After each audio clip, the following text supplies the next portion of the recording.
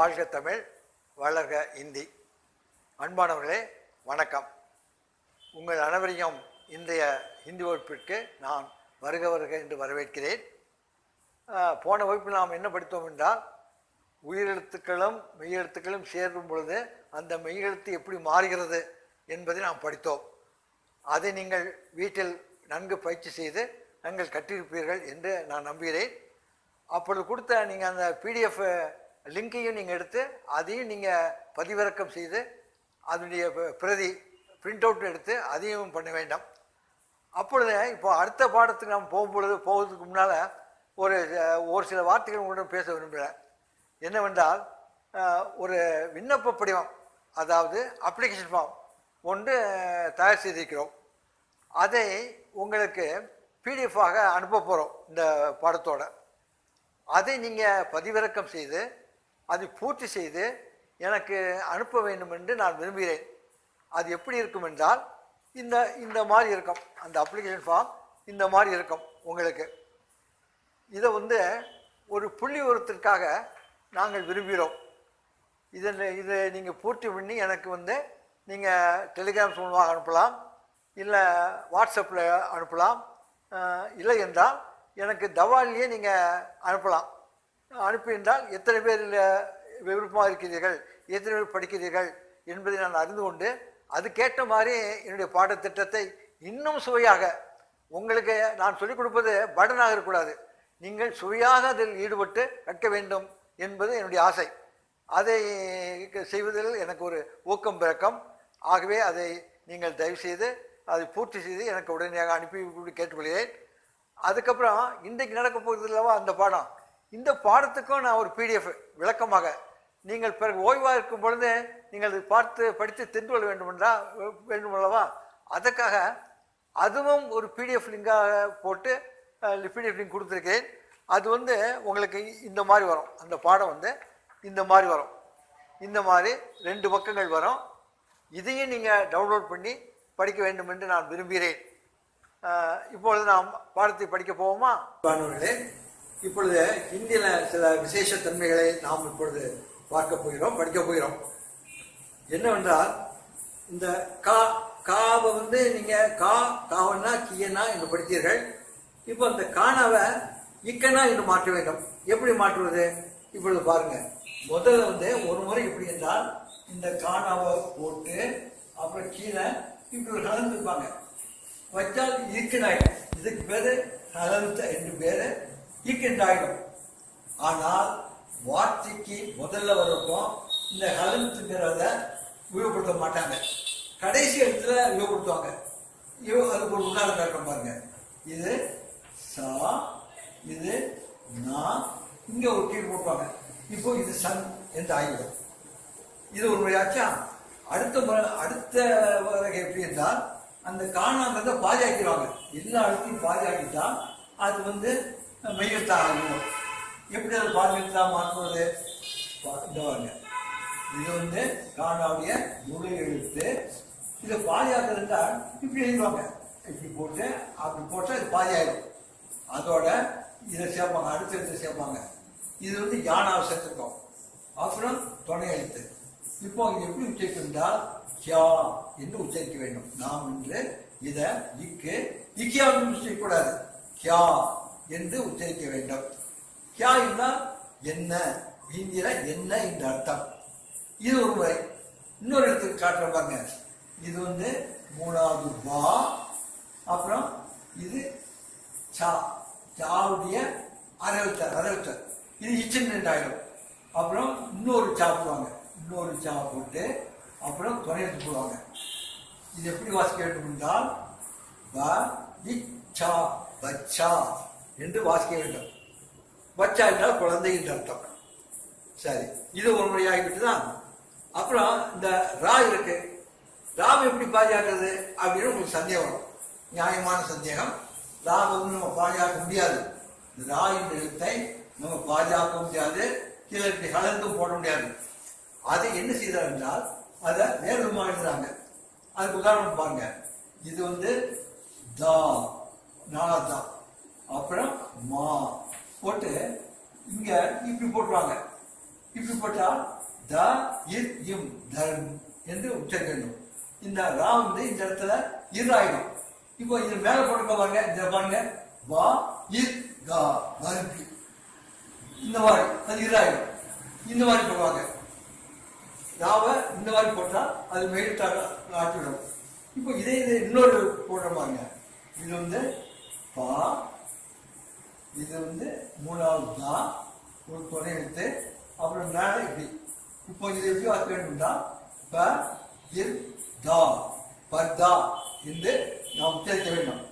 சரி, இது ஒரு முறை ஆகிடுது. அப்புறம் இன்னொரு முக்கியமான விஷயத்தை உங்களுக்கு சொல்லணும். என்னவென்றால் ஹிந்தியில வந்து மரியாதையை குறிக்க வேண்டிய சொல் ஜி. ஆணானாலும் சரி பெண்ணானாலும் சரி ஜி என்று சொல்வார்கள். அந்த ஜிங்கிற வார்த்தை நம்ம எப்படி எழுதுவது என்றால் பாருங்க, இது போட்டு இது ஜா, இது போட்டு இது ஜி. ஜி மா பிதாஜி, மாதாஜி, பேர்னாலும் சுந்தர்ஜி, அண்ணனை கூப்பினா பாயிஜி, பாபுஜி அப்படின்னு. ஆனாலும் சரி, நம்ம பெண் என்றாலுமே கமலாஜி. இந்த ஜி வந்து மரியாதை குறிப்பிடும் சார். ஹிந்தியில் ஆணானாலும் பெண்ணானாலும் நம்ம ஜி சேர்த்து சொல்ற வழக்கம் உண்டு. சரிங்க, சரி. இப்போ அது பிறகு ஒரு முறையை பார்ப்போம். அதாவது ராவின் எழுத்துடைய எப்படிலாம் போடணும்னு பாருங்க. இப்போ ரா வந்து பிரேம், ஹிந்தியில வந்து இப்போ வந்து முதல்ல வரும் மெய்யெழுத்து, தமிழ்ல வராது.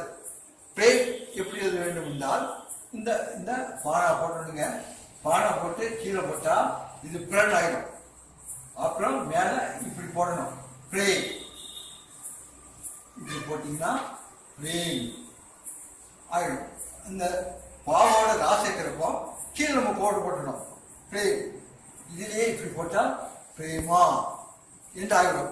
பானாவோட ராசத்தை கிர என்று வரும். கிர வந்து எப்படி ஹிந்தியில் எழுதுறது என்றால் அந்த பிரேம் எழுதுற மாதிரி தாங்க. இந்த கா போட்டீங்க, கா போட்டு இப்படி போட்டால் இது கிரண்ட் ஆகிடும். இப்படி போட்டீங்கன்னா கிரம் வரிசை. கிரம் தான் வரிசை இந்த அர்த்தம். இந்த மாதிரி கிரம் என்று போயிடும். இந்த மாதிரி நம்ம இதில் போட்டு காட்டுறோம். இப்போ அடுத்தது நம்ம அடுத்த முறைக்கு போவோம். அடுத்த முறை வந்து என்னவென்றால் ஹிந்தியில் வந்து 2 எழுத்து இருக்குங்க. என்ன எழுத்து என்றால் ஒன்று வந்து மேலே புள்ளி வைப்பாங்க, இதை லைன் வச்சுக்கங்க, மேலே புள்ளி வைப்பாங்க. இன்னொன்று வந்து அரைச்சந்திர இப்படி வைப்பாங்க. இப்படி வைக்க ஒரு வழக்கம் இருக்கு. இதுக்கு பேரு அனுஸ்வரம்பாங்க. இது வந்து விசர்க்கம் என்று சொல்லுவாங்க. இப்போ வந்து இந்த இது வந்து எப்படி போடுறது என்றால் இது வந்து மூக்குழித்தன்மையாக உச்சரிக்க வேண்டும். அதாவது நான் எழுதி காட்டுறேன் பாருங்க.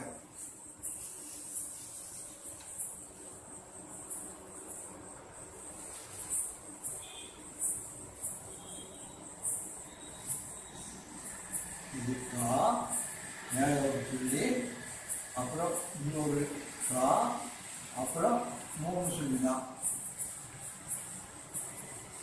இப்போ இதை வந்து எப்படி நம்ம உச்சரிக்க வேண்டும் என்றால் இது கா என்று உச்சரிக்க வேண்டும். மேல உள்ள புள்ளி இங்கு என்று வரும். அப்புறம் கா என் கங்கன் என்று உச்சரிக்க வேண்டும். இந்த கங்கன் வந்து எப்படி நம்ம இது பண்றது? ஏன் இங்குன்னு வரணும், வேற இங்கும் வரக்கூடாதா அப்படின்றால் அதுக்கு ஒரு மெத்தட் இருக்கு. என்ன மெத்தட் என்றால் அதை நான் இப்பொழுது போட்டு காட்டுகிறேன் பாருங்க. அதாவது இந்த நல்லா பாருங்க, இந்த இந்த கா இனம் வந்தால், கா இனம் வந்தால் நல்லா கவனிங்க, முக்கியமானது. கா இனம் வந்தால் அது எடுத்து வர எடுத்து கால் வந்து கடைசி எடுத்து நான் உங்களுக்கு தெரியும். அப்பொழுது இந்த இது வந்து மெய்யெழுத்தாக வரும். கா எந்த கா வந்தாலும் க கா க கா எது வந்தாலும் காயினம் வந்தால் அதுக்கு முன்னால் இருக்கிற அந்த புள்ளி வந்து இங் என்ற சத்தத்தை ஒளியை கொடுக்கும். அதே மாதிரி சா சா இனம் வந்தால், சா இனம் வந்தால் என்ன உச்சரிக்கப்படும் என்றால் சால கடைசி வார்த்தை ஞா, பஞ்சத்து ஒரு ஞாபகம் இருக்கும், அது மேல்டா வரும். இது இன் என்று இது மேல்டா வரும். அப்புறம் டானா, டானா இனம் வந்தால் தா உங்களுக்கு தெரியும், தால குரூப்ல கடைசி 5வது என்ன எடுத்திருந்தா 3 சொல்லலாம் இல்லையா, அது மேல்டா வரும். இது இன் இன் என்று மேல்டா வரும். சரி, தா தா இனம் வருது. தா இனம் வந்தால் தா இனம் இந்த தா குரூப் தா வகுப்பு வைத்துக் கொள்ளுங்க. தா இனம் வந்தால் உங்களுக்கு கடைசி எடுத்து 2 செய்யனா இது நமது நாடு அந்த நா அது மேல்டா வரும். அதாவது இந்த நா இல்லை என்றால் இந்த 2 சொல்லிக்கும் மேல்டா வரும். கா டா டா தா 5வது எழுத்து பானா, பானா பானா இனம் வந்தால் பானா இனம் வந்தால் கடைசி எடுத்து என்ன சொல்லணும் சொல்லுங்க பார்ப்போம். பாடல கடைசி 5வது தென்னெடுத்து இருந்தீங்க, நீங்க சொல்ல வேண்டும் மானா இருந்தீங்க, அந்த மானா மேல்தாயிடும். பாத்தீங்களா, இந்த குரூப்ல காயினம் வந்தால் இங்கே வரும். அதாவது கா குரூப்ல எந்த இனம் வந்தாலும் அதுக்கு மேல வைக்கிற புள்ளி அடுத்த ஒரு எழுத்தை பொறுத்து மாறும். இங்க வந்துடும். சா வந்தால் இஞ்சி வரும், தா வந்தால் இன் வரும் 3 சொல்லின்னு, தா வந்தால் இன் 2 சொல்லி, பா வந்தால் இம் வரும். மாணவர்களே, இப்பொழுது கரும்புலகை கவனியுங்கள். அனுஸ்வரம், அனுஸ்வரம் என்றால் மேற்புள்ளி, புள்ளி மட்டும் வைக்க வேண்டும். அது எப்படியெல்லாம் நமக்கு பயன்படுதுன்னு பாருங்க. முதலுக்கு பாருங்க, கா, காக்கு மேல புள்ளி வச்சுக்கிறோம். அப்புறம் கா 3 சொல்லலாம். இப்போ இந்த கா குரூப்ல கடைசி என்ன எடுத்து நா, தங்கத்து வர நா, அந்த கா தான் தங்கத்து இது. இப்போ நான் உங்களுக்கு இதுலையும் எழுதியே காட்டிடுறேன். எழுதி காட்டியிருந்தா உங்களுக்கு ஈஸியாக இருக்கும். இது இப்படி வரும், இது இப்படி வரும், இது இப்படி வரும், இது இப்படி, இது இருந்தால் இப்படி, இது இப்படி வரும். இப்பொழுது உங்களுக்கு எளிதாக நீங்கள் புரிந்து கொள்வீர்கள். இப்போ இந்த கா குரூப்ல கடைசி எழுத்து நா, இந்த காவுக்கு முன்னால் புள்ளி வைத்தால் இது எப்படி நீங்க உச்சரிக்க வேண்டும் என்றால் கா இன், கா இன் கங்கன். அதே மாதிரி கால 2வது எழுத்து கா அழுத்தி உச்சரிக்க வேண்டும். இப்போ இதுலயும் புள்ளி வச்சா இந்த இங்கதான் வருங்க, இதான் வரும். எப்படி வரும்? பா இன் இக் பங்க் இன்னும் வரும். அடுத்து போவோம். காணாவசியில 3வது எழுத்து கா, கா எழுதிக்கிறோம், முன்னாடி ரா எழுதிக்கிறோம், ராக்கு மேல புள்ளி வச்சிருக்கிறோம். இது எப்படி வாசிக்கணும்? ரா இங்கு ரங்கு என்று வாசிக்க வேண்டும். 4வது காங்க, இது 4வது கா. காவுக்கு முன்னால் உள்ள எழுத்துக்கு மேல அனுஸ்வரம் என்ற மேற்புள்ளி வைத்திருக்கிறோம். இப்பொழுது இதை உச்சரிக்க வேண்டிய விதம் என்னவென்றால் ல இங் க இன் லங்கன். இது எல்லாத்துக்கும் அர்த்தம் இருக்குங்க, எல்லாத்துக்கும் அர்த்தம் இருக்கு, அர்த்தமில்லாத வார்த்தைகள் அல்ல. லங்கன் என்றால் பட்டினி, லங்கனம். தமிழ் லங்கனம் போடணும் அப்படின்னு சொல்ல முடியா, அந்த வார்த்தை தாங்க இது. சரி, இப்போ காணாவசியை நம்ம பார்த்தோம். இப்போ அடுத்த சாணாவசிக்கு போகிறேங்க.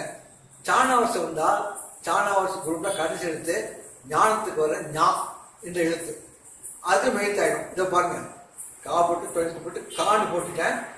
அப்புறம் சா வருது, சா வர்றதுனால மேல புள்ளி வச்சுக்கிறோம். இது எப்படி வச்சுக்கிட்டா கா உச்சரிச்சு இந்த இஞ்ச உச்சரிச்சு காஞ்ச் என்று உச்சரிக்க வேண்டும்.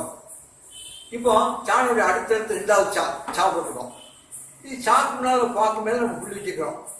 பா இஞ்சி பஞ்சி என்று உச்சரிக்க வேண்டும். அடுத்து பாருங்க, 3வது தாங்க, இது 3வது ஜா, ஜி ஆக்கி இருக்கு. முன்னால மாக்கு மேல புள்ளி வச்சுக்கிறோம். கவனிங்க, மா இன் ஜி இல் மஞ்சள் என்று நீங்கள் உச்சரிக்க வேண்டும். இது 4வது ஜா. 4வது ஜால மேல இந்த புள்ளி வச்சிருக்கு, நல்லா பாருங்க புள்ளி வச்சிருக்கு. ச இன் ஜா சஞ்சா என்று உச்சரிக்க வேண்டும். காமிஜாச்சி சாமிஜாச்சி. டானாவசிக்கு நம்ம போறோங்க. டானா குரூப்ல 5வது எழுத்து 3 சொல்லினா. இதுல 3 சொல்லினா இன்னும் மாறும். இப்போ டா போட்டிருக்கோம், முன்னால பா எழுதிருக்கிறோம், டா போட்டு தொழிலுக்கு போட்டிருக்கோம். இந்த டாக்கு முன்னால் புள்ளி வச்சிருக்கோம். ஸோ இது எப்படி மாறணும்னால் பா இன் டா பாண்டா என்று உச்சரிக்க வேண்டும். தானால் ரெண்டாவது தானாங்க கா இன் இட் கண்ட் என்று உச்சரிக்க வேண்டும். இது தானால மூணாவது டா ஜா புள்ளி வச்சிருக்கிறோம். இன் டா ஜண்டா. ஜண்டா கொடி, நம்ம நேஷனல் பிளாக்கு ஜண்டா என்று தான் சொல்லுவோம். அடுத்தது தானால நாலாவது தானா. முதல்ல டோ போட்டிருக்கோம். இங்கே புள்ளி வச்சிருக்கோங்க. புள்ளி இருக்கு, நல்லா பாருங்க புள்ளி இருக்கு. டோண்டி எங்க சொல்லுங்க பார்ப்போம். டோண்டி என் கூடிய சேர்த்து நீங்க சொல்லணுங்க. சொன்னா தான் உங்களுக்கு பழக்கம் வரும். சொல்லி பழகுங்க. அப்புறம் பாருங்க நீங்க சொல்வீங்கன்னு நினைக்கிறேன். அப்புறம் டா முடிஞ்சு வச்சு தானா கொடுக்கும். தானாவில் அந்த தீன் போட்டிருக்கோம். இந்த காக்கு முன்னால் புள்ளி வச்சிருக்கிறோம். இதில் இந்த இன்னு இல்லை இன்னு வேறு வரும். கா இன் தி காந்தி ரெண்டாவது தானா. பா இன் இத் பந்த். இது மூணாவது பானா தா மூணாவது தா. பூ இந்த் பூந்து. பூந்து என்றால் துளி, டிராப் நட்டம். நம்ம பூந்தின்னு சொல்றோம் பார்த்தீங்களா, அந்த பூந்திங்கிற வார்த்தை இதுல தான் வருது. அப்புறம் இந்த நாலாவது தான் இது பா புள்ளி வச்சுக்கிறோம். பாந்த். பாந்த் என்றால் அணைக்கட்டு என்று அர்த்தம் புரிந்து கொள்ளுங்கள். எல்லாத்துக்குமே அர்த்தம் இருக்கு. இப்பொழுது பானா, அதாவது உயிர்மீனத்துல கடைசி எழுத்து காச்சாட்டா போல கடைசி எழுத்து பா. இந்த காக்கு மேல புள்ளி வச்சுக்கிறோம். இது மா இம்மாயிடுங்க. கா இம் இம் கம் என்று நீங்கள் உச்சரிக்க வேண்டும். இந்த பானாவுடைய ரெண்டாவது பானா பா. பாக்குனால பூ போட்டிருக்கோம், மேல புள்ளி வச்சிருக்கோம். இது எப்படி வச்சுக்க வேண்டும்? கூ இம் பன் கும்பன் என்று உச்சரிக்க வேண்டும். மூணாவது பாங்க, இது மூணாவது பா புள்ளி வச்சுக்கிறோம். பா இம் பி பா இம் பி பாம்பி என்று உச்சரிக்க வேண்டும். நாலாவது பா புள்ளி இங்க வச்சுக்கிறோம். கூ இம்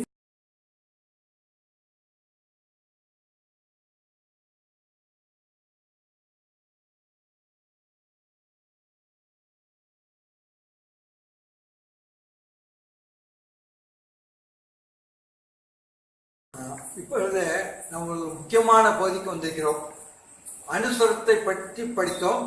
இப்பொழுது அனுநாசிக் என்ற ஒரு அமைப்பை நம்ம படிக்க போகிறோம். இது ஒரு முக்கியமான பாடம். எல்லா மொழியிலும் உச்சரிப்பு ரொம்ப முக்கியங்க. உச்சரிப்பு இல்லை என்றால் நம்ம என்னமோ சொல்லிடுவாங்க. அதனால உச்சரிப்பு நீங்கள் நன்றாக படித்துக் கொள்ள வேண்டும். இப்போ மூக்குழித்தன்மை என்றால் என்ன என்றால், அதுக்கு நம்ம அனுஸ்வரத்துக்கு நம்ம என்ன செஞ்சோம்? வெறும் புள்ளி மட்டும் வச்சோம். மூக்குழித்தன்மை அந்த அனுநாசிக்கு என்ன காரணம்னா, ஒரு அரை பிறைச்சந்தன் மாதிரி போட்டு அது மேல ஒரு புள்ளி வைப்பாங்க. இந்த பார்த்தீங்களா, இந்த மாதிரி. இது எப்படி உச்சரிக்க வேண்டும் என்றால், இதுல இந்தியில அடிக்கடி வருதுங்க, கொஞ்சம் நன்றாக உச்சரிக்க வேண்டும். எளிதுதான். ஒன்று நல்லா கவனிச்சுக்கிடுங்க. எல்லா உயிரொலிக்கும் மூக்குழியோடு சேர்ந்த உச்சரிப்பு ஒன்று. நீங்க உயிரொலி உச்சரிக்கும் பொழுது மூக்கையும் பயன்படுத்தி வச்சுருங்க. இப்போ மூக்கை வச்சா செய்வீங்க ஆ என்று சொல்லிடுங்கள். அந்த ஆவை கூடவே நான் இந்த ஒளியும் பிறக்கும். இதவே நீங்க ஆ தனியாகவும் இங்கு தனியாகவும் உச்சரிக்காமல் ஒரே நேரத்தில் வாயாலும் மூக்காலும் ஆ ஒளி எழுப்பி பழகுங்கள். அவ்வொழியே மெல்லொலி சேர்ந்த உயிரொலியாகும். இதை இந்தியில் அனுநாசிக் என்பர். இதுக்கு குறியீடு இந்த மாதிரிங்க. இது எப்படி எழுதுறது பாருங்க. இப்போ கீழே எழுதி காட்டிக்க பாருங்க. இது கா கா துணை எழுத்து. மேல இந்த அரைச்சந்திர சந்திர பிந்து அரைச்சந்திர பிறை போட்டு மேல பிடிச்சிருக்கோம். இது எப்படி உச்சரிக்க வேண்டும்? கஹாம். கஹாங்க இன்னும் சொல்லக்கூடாது, கஹாம் சொல்லணும். அதே மாதிரி பாருங்க, வ ஹ துணை எழுத்து இங்கு வஹாம்.